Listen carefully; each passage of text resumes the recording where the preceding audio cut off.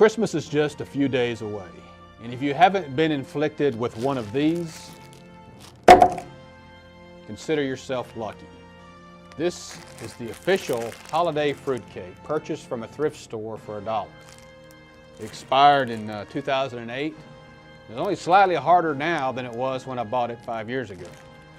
You know, in the past, fruitcakes have kind of been the scourge of Christmas. They showed up only during the holidays, and they were usually in those, tin cans that had the explorers around them. And they had these red and green pieces of what I think were fruit and other undetectable items that tasted like the boot of one of those explorers around the tin can. I mean, they were awful. Like some practical joke someone was pulling on the majority of Americans.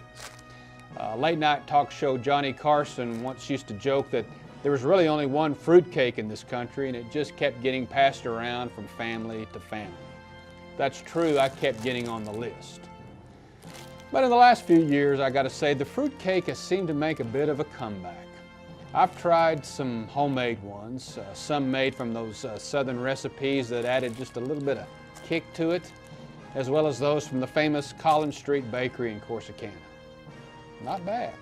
Moist, a little bit flavorful, and pretty good with a cup of coffee.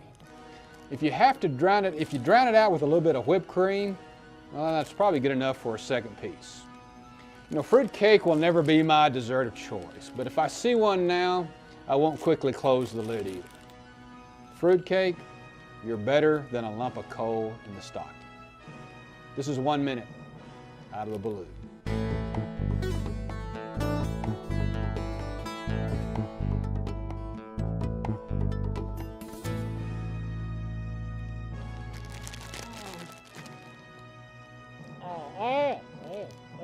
You know, if I could just borrow a bandsaw, or does anybody have a hacksaw or a router or chainsaw, or maybe somebody knows where a sawmill is, I'd like to cut a little bit of this up. And talking about fruitcake has kind of made me hungry.